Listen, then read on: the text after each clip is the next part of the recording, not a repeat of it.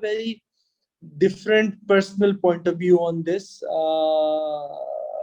and that is to do with the fact that it doesn't really matter what courses do you take, as long as your skill set Okay. and your mindset is the right fit for an FMCG. And case at point, I'm sure that people who are here and are interested in the FMCG would also know that there's a very young company which has got a seed funding of about 100 million very recently.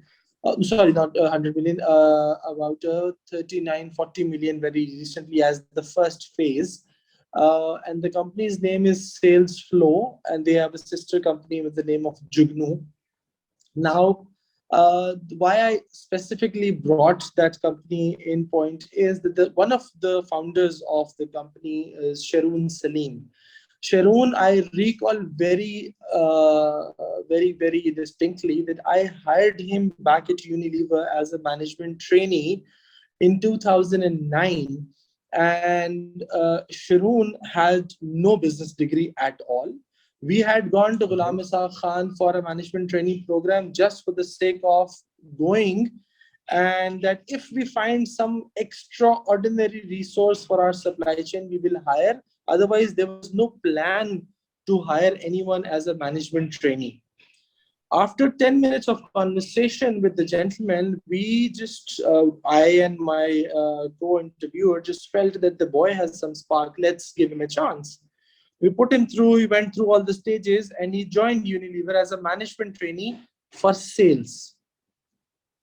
2 years Okay. later, he was the topmost management trainee, barring all the IBAs, LUMs, and international universities. And this is Unilever I'm talking about.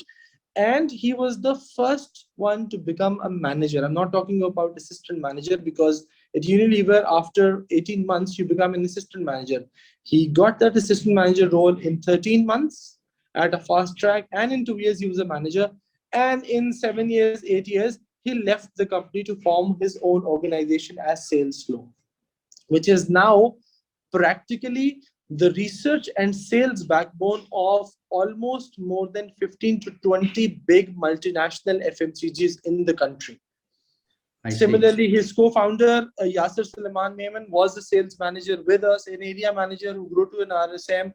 And then both of the boys decided to move on. I mean, I am sometimes very happy, and sometimes I feel myself an old dinosaur, that they are probably 5, 6 years younger than me. Mashallah, they own a company and I'm still working on a job. So the fact of the matter is that it doesn't really matter what courses do Mhm. you take. It is the aptitude, it is the agility, the ability to understand and relate to the business as well as the market, and how aptly, swiftly, and quickly you move to capture that is something which is the name of the game. Yes, the added advantage you will get as having business degree, or having studied entrepreneurship, or having studied marketing per se, or basic finance and all of that.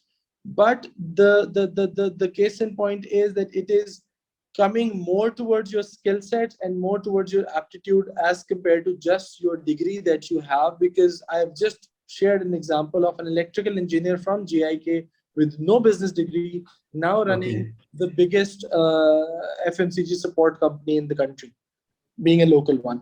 So that's my 2 cents quickly on the topic.